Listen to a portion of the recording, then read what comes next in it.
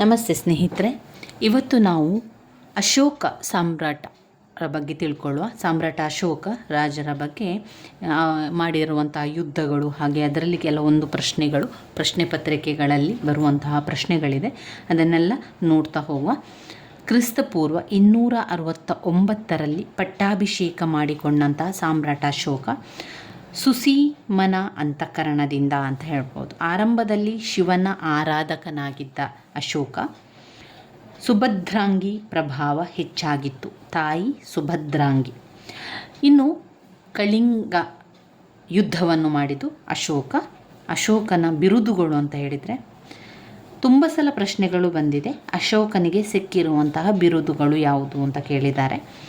ಇದರಲ್ಲಿ ಯಾವುದು ಅಶೋಕನ ಬಿರುದುಗಳು ಎನ್ನುವಂಥದ್ದು, ಅಥವಾ ಈ ಒಂದು ಬಿರುದು ಯಾರಿಗೆ ಸಲ್ಲುತ್ತದೆ ಎನ್ನುವಂಥದ್ದನ್ನು ಕೂಡ ಕೇಳ್ತಾರೆ. ಅಶೋಕ ರಾಜನ ಬಿರುದುಗಳು: ದೇವನಾಂಪ್ರಿಯ, ಪ್ರಿಯದರ್ಶಿ ರಾಜ, ದಾರ್ಶನಿಕ ರಾಜ, ಶಾಸನಗಳ ರಾಜ, ಶಾಸನಗಳ ಪಿತಾಮಹ, ನವಯುಗದ ಪ್ರವರ್ತಕ, ಭಾರತದ ಎರಡನೆಯ ಬುದ್ಧ ಮಹಾಶಯ. ಈ ರೀತಿಯ ಬಿರುದುಗಳು ಬಂದಿದೆ. ಇನ್ನು ಕಳಿಂಗ ಯುದ್ಧವನ್ನು ಮಾಡಿದ್ದು ಅಶೋಕ ಈ ಒಂದು ಯುದ್ಧವೇ ಮೊದಲನೇದು ಮತ್ತು ಕೊನೆಯದು. ನಂತರ ಅವನು ಯುದ್ಧವನ್ನು ಮಾಡುವುದಿಲ್ಲ. ಅವನಿಗೆ ಈ ಕಳಿಂಗ ಯುದ್ಧದಿಂದ ಆದಂತಹ ಸಾವು, ನೋವು, ರಕ್ತಪಾತದಿಂದ ಮನಪರಿವರ್ತನೆಯಾಗಿ ಬೌದ್ಧ ಧರ್ಮವನ್ನು ಸೇರಿಕೊಳ್ಳುವಂಥದ್ದು.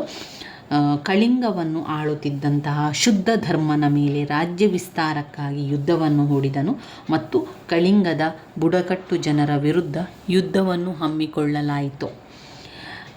ಒಂದು ಪ್ರಶ್ನೆ ಪತ್ರಿಕೆಯಲ್ಲಿ ಕೇಳಿದ್ದಾರೆ ಸ್ನೇಹಿತರೆ, ಕಳಿಂಗ ಯುದ್ಧದಲ್ಲಿ ಆಗಿರುವಂತಹ ಸಾವಿನ ಸಂಖ್ಯೆ ಎಷ್ಟು ಅಂತ. 1,00,000 ಜನರು ಸಾವನ್ನಪ್ತಾರೆ. 1.5 ಲಕ್ಷ ಜನರು ಗಾಯಾಳುಗಳಾಗ್ತಾರೆ. ಇದರ ಪರಿಣಾಮ ಅಶೋಕನು ಯುದ್ಧವನ್ನು ತ್ಯಜಿಸ್ತಾನೆ. ಹಿಂಸೆಯನ್ನು ಕಂಡು ಉಪಗುಪ್ತನಿಂದ ಬೌದ್ಧ ಧರ್ಮವನ್ನು ಸ್ವೀಕಾರ ಮಾಡ್ತಾರೆ. 13ನೆಯ ಬಂಡೆ ಕಲ್ಲು ಶಾಸನ ಈ ಯುದ್ಧದ ಬಗ್ಗೆ ತಿಳಿಸ್ತದೆ. ಒಡಿಶಾದಲ್ಲಿ ಕಳಿಂಗ ಶಾಸನ ಕಂಡುಬಂದಿದೆ. ಅದರಲ್ಲಿ ಅಶೋಕನ ವಿರೋಧಿಗಳ ಬಗ್ಗೆ ಹೆಚ್ಚೇನು ಮಾಹಿತಿ ಇಲ್ಲ. ಅಶೋಕನು ಶ್ರೀಲಂಕಾದ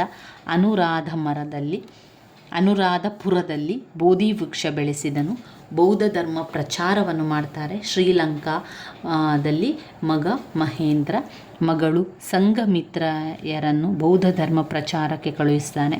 ಕರ್ನಾಟಕದಲ್ಲಿ ಸುವರ್ಣಗಿರಿ ಪ್ರಾಂತ್ಯ ಬೌದ್ಧ ಧರ್ಮ ಪ್ರಚಾರಕ್ಕಾಗಿ ಬನವಾಸಿಗೆ ರಕ್ಷಿತ ಮುನಿ, ಮೈಸೂರಿಗೆ ಮಹಾದೇವ ಮುನಿಯನ್ನು ಕಳಿಸಿ ಧರ್ಮ ಪ್ರಚಾರವನ್ನು ಕೂಡ ಅಶೋಕ ಮಾಡ್ತಾನೆ.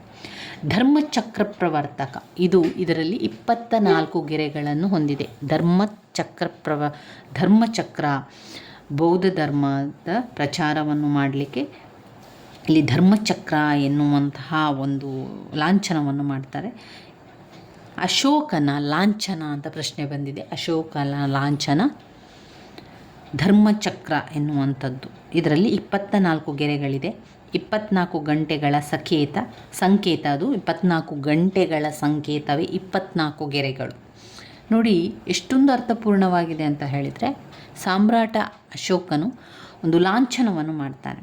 ಅದುವೇ ಧರ್ಮಚಕ್ರ ಲಾಂಛನ. ಇದರಲ್ಲಿ 24 ಗೆರೆಗಳನ್ನು ಕಾಣ್ಬೋದು. ಇದೇನು 24 ಗೆರೆಗಳು ಅಂದರೆ 24 ಗಂಟೆಯ ಸಂಕೇತ ಅಂತೆ.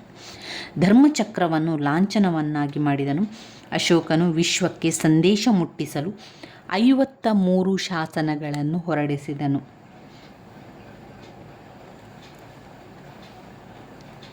ಇದರ ಶಿಲ್ಪಿ, ಚಪಡ, ಭಾಷೆ ಪ್ರಾಕೃತ, ಪಾಳಿ, ಗ್ರೀಕ್, ಅರೇಬಿಕ್. ಇನ್ನು ಲಿಪಿ, ಅಶೋಕನ ಲಿಪಿ ಯಾವುದು ಅಂತ. ಖರೋಷ್ಠಿ ಯಾರ ಲಿಪಿ ಅಂತ ಕೇಳಿದ್ದಾರೆ. ಅಶೋಕನ ಲಿಪಿ ಖರೋಷ್ಠಿ, ಬ್ರಾಹ್ಮಿ, ಖರೋಷ್ಠಿ, ಗ್ರೀಕ್, ಅರೇಬಿಕ್ ಅಶೋಕನ ಲಿಪಿಗಳು. ಅಶೋಕನ ಶಾಸನವನ್ನು 1857ರಲ್ಲಿ ಮೊದಲ ಸಲ ಓದಿದವನು ಜೇಮ್ಸ್ ಪ್ರಿನ್ಸೆಸ್. ವಾಯುಭಾರತದಲ್ಲಿ ಕಂಡುಬರುವ ಶಾಸನಗಳು ಖರೋಷ್ಠಿ ಲಿಪಿ ಅರೇಬಿಕ್ ಭಾಷೆಯಲ್ಲಿ ಕಂಡುಬರುತ್ತದೆ. ಅಶೋಕ ಶ್ರೀಲಂಕಾದ ಅನುರಾಧಪುರದಲ್ಲಿ ಬೋಧಿ ವೃಕ್ಷ ಬೆಳೆಸಿದನು. ಆದರೆ ಅದನ್ನು ತಿಸ್ಯರಕ್ಷಿತ ಕಡಿದು ಹಾಕಿದಳು. ಅವನ ರಾಣಿ ಅದನ್ನು ಕಡಿದು ಹಾಕ್ತಾಳೆ. ಅಶೋಕ ಪದ ಹೊಂದಿದ ಶಾಸನಗಳು ರಾಯಚೂರು ಜಿಲ್ಲೆಯ ಮಸ್ಕಿ ಪ್ರದೇಶದಲ್ಲಿರುವ ಗುಜಾರ, ಕರ್ನಾಟಕದಲ್ಲಿ ಬ್ರಹ್ಮಗಿರಿ ಶಾಸನ ಚಿತ್ರದುರ್ಗದಲ್ಲಿರುವಂಥದ್ದು. ಇನ್ನು ಅಶೋಕನ ಒಂದು ಶಾಸನ ಮಸ್ಕಿ ಶಾಸನ, ಮಸ್ಕಿ ಭಾಷೆಯಲ್ಲಿದೆ ಎನ್ನುವಂಥದ್ದು.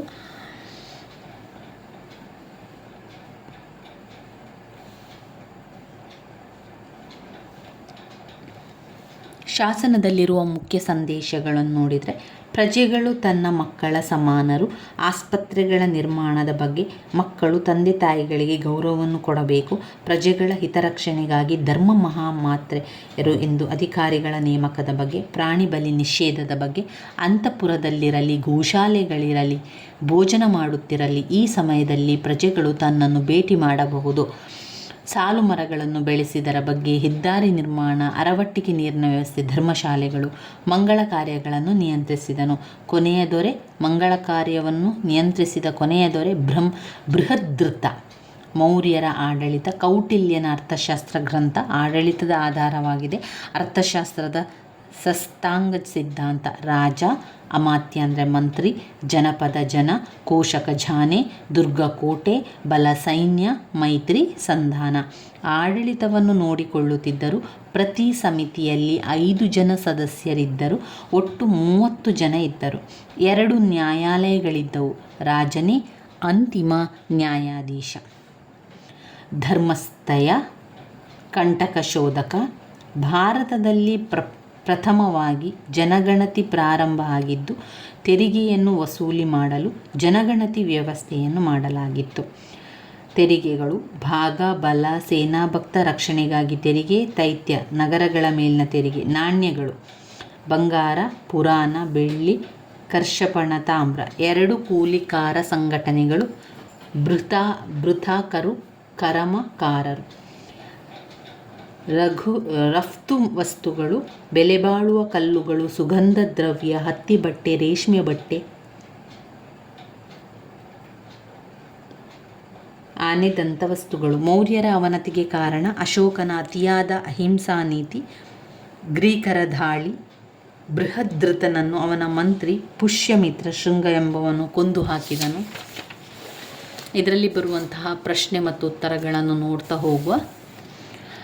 ಭಾರತದಲ್ಲಿ ಏಳ್ಗೆಗೆ ಬಂದಂತಹ ಮೊಟ್ಟ ಮೊದಲ ಸಾಮ್ರಾಜ್ಯರು ಯಾರು? ಮೌರ್ಯ ಸಾಮ್ರಾಜ್ಯರು ಮೊಟ್ಟ ಮೊದಲವಾಗಿ ಭಾರತದ ಏಳ್ಗೆಗಾಗಿ ಬಂದರು. ಮೌರ್ಯರ ಇತಿಹಾಸ ತಿಳಿಯಲು ಸಹಾಯಕವಾದ ಗ್ರಂಥ ಯಾವುದು? ಮೌರ್ಯರ ಇತಿಹಾಸ ತಿಳಿಯಲು ಮೆಗಸ್ತನೀಸ್ನ ಇಂಡಿಕಾದಲ್ಲಿ ಮೌರ್ಯರ ಸಂಪೂರ್ಣ ಇತಿಹಾಸವನ್ನು ಬರೆದಿದ್ದಾರೆ. ಆ ಒಂದು ಗ್ರಂಥದಲ್ಲಿ ಮೌರ್ಯರ ಇತಿಹಾಸದ ಬಗ್ಗೆ ಮೆಗಸ್ತನೀಸನು ತನ್ನ ಇಂಡಿಕಾ ಎನ್ನುವಂತಹ ಗ್ರಂಥದಲ್ಲಿ ಬರೆದಿರುವಂಥದ್ದು ಮೆಗಸ್ತನೀಸ್ನ ಇಂಡಿಕಾ. ಮೆಗಸ್ತನೀಸ್ನ ಇಂಡಿಕಾದಲ್ಲಿ ಸಂಪೂರ್ಣ ಮೌರ್ಯ ಸಾಮ್ರಾಜ್ಯದ ಇತಿಹಾಸವನ್ನು ತಿಳಿಯಲು ಸಹಾಯಕವಾಗಿದೆ. ಅರ್ಥಶಾಸ್ತ್ರವನ್ನು ಕರ್ತೃ ಕೌಟಿಲ್ಯ. ಅರ್ಥಶಾಸ್ತ್ರದ ಕರ್ತೃ ಕೌಟಿಲ್ಯ. ವಿಶಾಖದತ್ತ ಮುದ್ರಾರಾಕ್ಷಸ ರಚಿಸಿರುವಂತಹ ಕೃತಿ. ವಿಶಾಖದತ್ತ ಮುದ್ರಾರಾಕ್ಷಸ. ಮೌರ್ಯ ಸಂತತಿಯ ಸ್ಥಾಪಕ ಚಂದ್ರಗುಪ್ತ ಮೌರ್ಯ. ಚಂದ್ರಗುಪ್ತ ಮೌರ್ಯನು ಯಾರನ್ನು ಸೋಲಿಸಿ ಅಧಿಕಾರಕ್ಕೆ ಬಂದನು? ಚಂದ್ರಗುಪ್ತ ಮೌರ್ಯನು ಮಗಧ ದೊರೆ ಧನನಂದನನ್ನು ಸೋಲಿಸಿ ಅಧಿಕಾರಕ್ಕೆ ಬಂದನು. ಚಂದ್ರಗುಪ್ತನ ಆಸ್ಥಾನಕ್ಕೆ ಸೆಲ್ಯೂಕಸನ್ನು ಕಳುಹಿಸಿದ ರಾಯಭಾರಿಯ ಹೆಸರು ಚಂದ್ರಗುಪ್ತನ ಆಸ್ಥಾನಕ್ಕೆ ಸೆಲ್ಯೂಕಸ್ ಕಳುಹಿಸಿದ ರಾಯಭಾರಿಯ ಹೆಸರು ಮೆಗಸ್ತನೀಸ್. ಚಂದ್ರಗುಪ್ತ ಮೌರ್ಯನು ಯಾವ ಪ್ರದೇಶಗಳನ್ನು ವಶಪಡಿಸಿಕೊಂಡನು? ಮಾಳವ ಮತ್ತು ಖಾತೇವಾಡವನ್ನು ವಶಪಡಿಸಿಕೊಂಡನು. ಚಂದ್ರಗುಪ್ತ ಮೌರ್ಯರು ಮಾಳವ ಮತ್ತು ಖಾತೇವಾಡ ವಶಪಡಿಸಿಕೊಂಡರು. ಕೌಟಿಲ್ಯನ ಅರ್ಥಶಾಸ್ತ್ರಕ್ಕೆ ಇರುವ ವಿವಿಧ ಹೆಸರುಗಳು: ದಂಡನೀತಿ, ರಾಜದಂತಶಾಸ್ತ್ರ, ರಚನಾಶಾಸ್ತ್ರ. ದಂಡನೀತಿ, ರಾಜದಂತಶಾಸ್ತ್ರ, ರಚನಾಶಾಸ್ತ್ರ. ಚಂದ್ರಗುಪ್ತ ಮೌರ್ಯನ ಗುರು ಯಾರು? ಚಂದ್ರಗುಪ್ತನ ಗುರು ಭದ್ರಬಾಹು. ಮೌರ್ಯ ಸಾಮ್ರಾಜ್ಯದ ರಾಜಧಾನಿ ಯಾವುದು? ಮೌರ್ಯ ಸಾಮ್ರಾಜ್ಯದ ರಾಜಧಾನಿ ಪಾಟಲಿಪುತ್ರ, ಪಟ್ನಾ. ಚಂದ್ರಗುಪ್ತ ಮೌರ್ಯನ ನಂತರ ಆಡಳಿತಕ್ಕೆ ಬಂದವರು ಬಿಂದುಸಾರ. ಅಶೋಕನ ತಂದೆಯ ಹೆಸರು ಬಿಂದುಸಾರ. ಕಳಿಂಗ ಯುದ್ಧ ಜರುಗಿದಂತಹ ವರ್ಷ ಕ್ರಿಸ್ತಪೂರ್ವ 261. ರಾಜತರಂಗಿಣಿಯ ಕರ್ತೃ ಕಲ್ಹಣಿ. ಕಲ್ಹಣಿ ರಾಜತರಂಗಿಣಿ. ವಿಶಾಖದತ್ತನ ಮುದ್ರಾ ರಾಕ್ಷಸ. ಅರ್ಥಶಾಸ್ತ್ರನ ಕೌಟಿಲ್ಯ. ಮೆಗಾಸ್ತನಿಸ್ನ ಇಂಡಿಕಾ. ಮೆಗಾಸ್ತನಿ ಇಂಡಿಕಾದಲ್ಲಿಯೇ ಮೌರ್ಯರ ಸಂಪೂರ್ಣ ಮಾಹಿತಿ ಇರುವಂಥದ್ದು. ಆಮೇಲೆ ಇಲ್ಲಿ ಅಶೋಕನ ತಂದೆಯ ಹೆಸರು ಬಿಂದುಸಾರ. ಚಂದ್ರಗುಪ್ತ ಮೌರ್ಯರ ನಂತರ ಆಡಳಿತಕ್ಕೆ ಬಂದವರು ಬಿಂದುಸಾರ, ಅದು ಅಶೋಕನ ತಂದೆ. ಕಳಿಂಗ ಯುದ್ಧ ಕ್ರಿಸ್ತಪೂರ್ವ 261 ನಡೆಯಿತು. ರಾಜತರಂಗಿಣಿ ಕಲ್ಹಣ ಎನ್ನುವಂಥದ್ದು. ಅಶೋಕನು ಬೌದ್ಧ ಧರ್ಮ ಸ್ವೀಕರಿಸುವ ಪೂರ್ವದಲ್ಲಿ ಶಿವನನ್ನು ಆರಾಧನೆಯನ್ನು ಮಾಡ್ತಾ ಇದ್ರು. ವಿವಿಧ ನೇಮಕಾತಿ ಪರೀಕ್ಷೆಗಳಲ್ಲಿ ಅಶೋಕ ಹಾಗೂ ಮೌರ್ಯರ ಆಡಳಿತ ಕುರಿತಾದ ಪ್ರಶ್ನೆಗಳನ್ನು ಕೊಟ್ಟಿದ್ದಾರೆ, ಅದನ್ನು ನೋಡು. ಅಶೋಕನ ಶಾಸನಗಳ ಲಿಪಿಯನ್ನು ಯಶಸ್ವಿಯಾಗಿ ಅರ್ಥೈಸಿದವರು ಯಾರು? ಜೇಮ್ಸ್ ಪ್ರಿನ್ಸೆಸ್ ಅವರು ಅಶೋಕನ ಶಾಸನಗಳ ಲಿಪಿಯನ್ನು ಯಶಸ್ವಿಯಾಗಿ ಅರ್ಥೈಸಿದರು.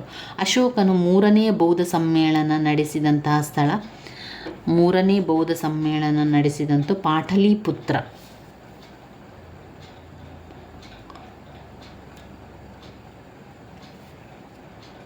ಮೌರ್ಯರ ಆಡಳಿತ ವ್ಯವಸ್ಥೆಯಲ್ಲಿ ಸುವರ್ಣಗಿರಿಯನ್ನು ರಾಜಧಾನಿಯನ್ನಾಗಿ ಹೊಂದಿದಂತಹ ಪ್ರಾಂತ್ಯ ದಕ್ಷಿಣ ಪ್ರಾಂತ್ಯವೇ. ಸುವರ್ಣಗಿರಿಯನ್ನು ರಾಜಧಾನಿಯನ್ನಾಗಿ ಹೊಂದಿದ ಪ್ರಾಂತ್ಯ ದಕ್ಷಿಣ ಪ್ರಾಂತ್ಯ. ಮೆಹ್ರೌಲಿ ಸ್ತಂಭವು ಪ್ರಾಚೀನ ಭಾರತದ ಕುಶಲಕರ್ಮಿಗಳ ನೈಪುಣ್ಯತೆಗೆ ಸಾಕ್ಷಿಯಾಗಿದೆ. ಮೆಹ್ರೌಲಿ ಎನ್ನುವಂಥ ಸ್ತಂಭ ಪ್ರಾಚೀನ ಭಾರತದ ಕುಶಲಕರ್ಮಿಗಳ ನೈಪುಣ್ಯತೆಗೆ ಸಾಕ್ಷಿಯಾಗಿದೆ.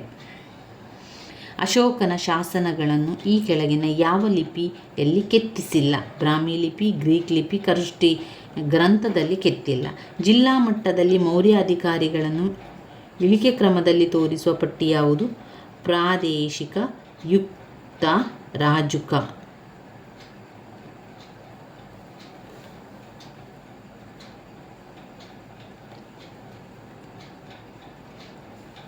ಕೆಳಗೆ ಕೊಟ್ಟಿರೋ ಸಂಕೇತಗಳನ್ನು ಕಾಲಘಟನೆಯ ಅನುಕ್ರಮವಾಗಿ ಬರೆಯಲಿಕ್ಕೆ ಹೇಳಿದ್ದಾರೆ. ಇದರಲ್ಲಿ ಮೂರನೇ ಉತ್ತರ ಆಗಿರುವಂಥದ್ದು ADCB. ಮೊದಲು A, 1 A, ಅದಾದ ಮೇಲೆ 2 D, ಅದಾದ ಮೇಲೆ 3 C, ಅದಾದ ಮೇಲೆ 4 ಸೆಲ್ಯೂಕಸ್ನ ಆಕ್ರಮಣ, ನಂತರ ಮೆಗಾಸ್ತನೀಸ್ನ ಭೇಟಿ, ನಂತರ ಕುಣಾಲನ ಸಿಂಹಾಸನಾರೋಹಣ, ಬೃಹದ್ರಥನ ಕಗ್ಗೊಲೆ. 4ನೇದು ಬೃಹದ್ರಥನ ಕಗ್ಗೊಲೆ ಆಗಿರುವಂಥದ್ದು. 8ನೆಯ ಪ್ರಶ್ನೆ, ಪ್ರಸಿದ್ಧವಾದ ರಾಜಮಂಡಲದ ಸಿದ್ಧಾಂತವನ್ನು ರಚಿಸಿದವರು. ಪ್ರಸಿದ್ಧ ರಾಜಮಂಡಲ ಸಿದ್ಧಾಂತವನ್ನು ರಚಿಸಿದವರು ಕೌಟಿಲ್ಯ. ರಾಜಮಂಡಲದ ಸಿದ್ಧಾಂತವನ್ನು ರಚಿಸಿದವರು ಕೌಟಿಲ್ಯ. ಅಶೋಕನ ಶಾಸನಗಳ ಲಿಪಿ ಅಲ್ಲದೆ ಇರುವ ಲಿಪಿಗಳನ್ನು ಗುರುತಿಸಿ. ಇದರಲ್ಲಿ ಕರೋಷ್ಠಿ ಲಿಪಿ,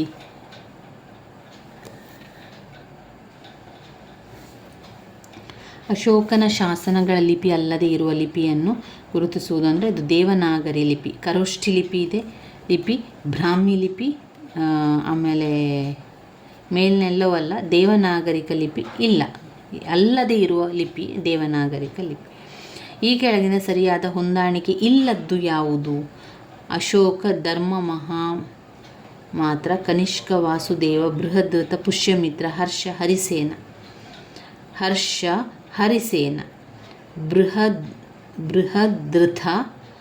ಬೃಹದ್ರಥ, ಪುಷ್ಯಮಿತ್ರ. ಕನಿಷ್ಕ, ವಾಸುದೇವ ಅಲ್ಲ. ಅಶೋಕ, ಧರ್ಮ ಮಹಾಮಾತ್ರ.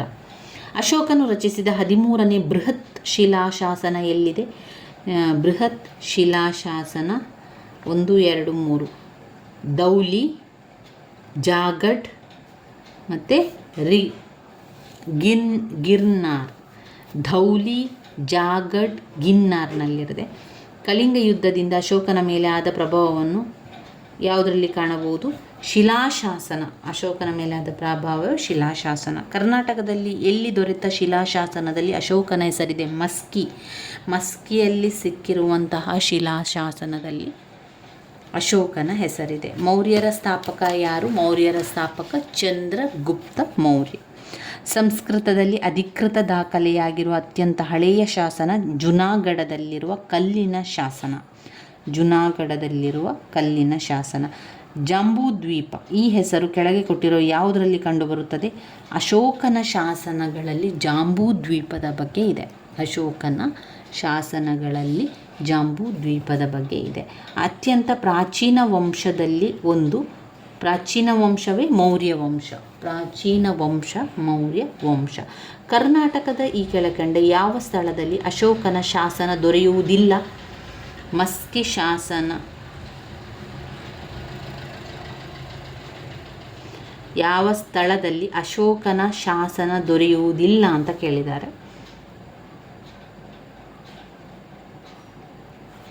ಕರ್ನಾಟಕದ ಈ ಕೆಳಕಂಡ ಯಾವ ಸ್ಥಳದಲ್ಲಿ ಅಶೋಕನ ಶಾಸನ ದೊರೆಯುವುದಿಲ್ಲ? ಮಸ್ಕಿ. ಇಲ್ಲಿ ಶಾಸನ ಸೇರುವುದಿಲ್ಲ.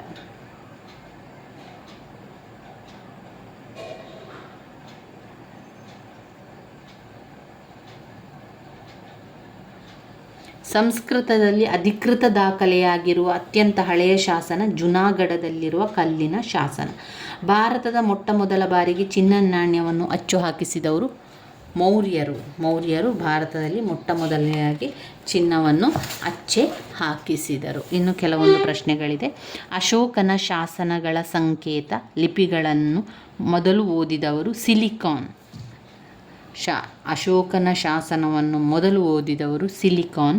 ಅಶೋಕನ ನಂತರ ಬೌದ್ಧ ಧರ್ಮದ ಅವನತಿ ಹೊಂದಲು ಮುಖ್ಯ ಕಾರಣ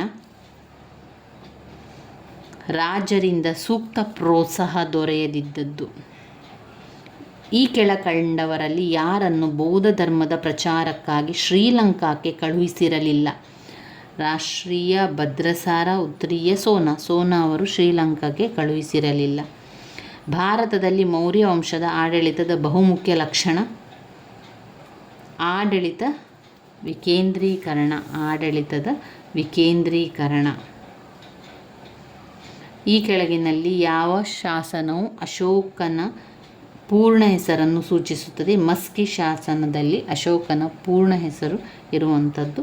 26ನೇ ಪ್ರಶ್ನೆ. ಅಶೋಕನ ಶಿಲಾಸ್ತಂಭದ ಬಗ್ಗೆ ಯಾವ ಹೇಳಿಕೆ ಸರಿ ಇಲ್ಲ? ಇವು ಅತಿ ನಯವಾಗಿದೆ. ಅತಿ ನಯವಾಗಿದೆ ಸರಿಯಾಗಿದೆ. ಕಂಬದ ಭಾಗವು ಮಂಚಾಗಿದೆ ಸರಿಯಾಗಿದೆ. ಇದು ವಾಸ್ತುಶಿಲ್ಪದ ಒಂದು ಭಾಗವಾಗಿದೆ. ಏಕಶಿಲೆ ಅಂತ ಹೇಳಿರುವುದಲ್ಲ. ಅಶೋಕನ ಶಿಲಾಸ್ತಂಭದ ಬಗ್ಗೆ ಈ ಕೆಳಗೆ ಯಾವ ಹೇಳಿಕೆ ಸರಿ ಇಲ್ಲ? ಇವು ಏಕಶಿಲೆಯಾಗಿರುವಂಥದ್ದು ಅಂತ ಸರಿಯಿಲ್ಲ. ಮತ್ತೆಲ್ಲ ಅದಕ್ಕೆ ಸರಿಯಾಗಿರುವಂತಹ ಹೇಳಿಕೆಗಳಾಗಿದೆ ಸ್ನೇಹಿತರೆ.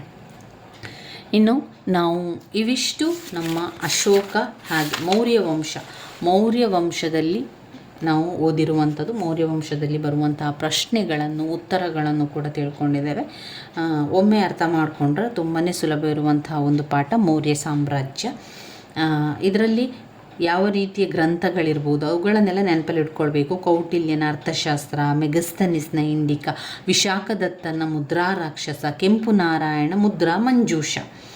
ಈ ರೀತಿಯಾಗಿ ನಾವು ನೆನಪಲ್ಲಿ ಇಟ್ಕೊಳ್ಬೇಕು. ಮುಂದಿನ ವಿಡಿಯೋದಲ್ಲಿ ನಾವು ಕುಶಾನರ ಬಗ್ಗೆ ತಿಳ್ಕೊಳ್ಳೋ. ಕುಶಾನರು ಎಷ್ಟು ವರ್ಷ ರಾಜ್ಯಭಾರವನ್ನು ಮಾಡಿದರು, ಹಾಗೆ ಅವರಿಗೆ ಸಿಕ್ಕಿರುವಂತಹ ಬಿರುದು, ಆಮೇಲೆ ಅವರು ಯಾವ ಒಂದು ಕೃತಿಯನ್ನು ರಚಿಸಿದ್ದಾರೆ ಎನ್ನುವಂಥದ್ದನ್ನೆಲ್ಲ ನಾವು ಮುಂದಿನ ವಿಡಿಯೋದಲ್ಲಿ ತಿಳ್ಕೊಳ್ಳುವ ಸ್ನೇಹಿತರೆ. ನನ್ನ ವೀಡಿಯೋಸ್ ಎಲ್ಲ ನಿಮಗೆ ಇಷ್ಟ ಆಗ್ತಾ ಇದ್ದರೆ ಲೈಕ್ ಕೊಡಿ, ಶೇರ್ ಮಾಡಿ, ಸಬ್ಸ್ಕ್ರೈಬ್ ಮಾಡಲಿಕ್ಕೆ ಮರಿಬೇಡಿ. ಧನ್ಯವಾದಗಳು.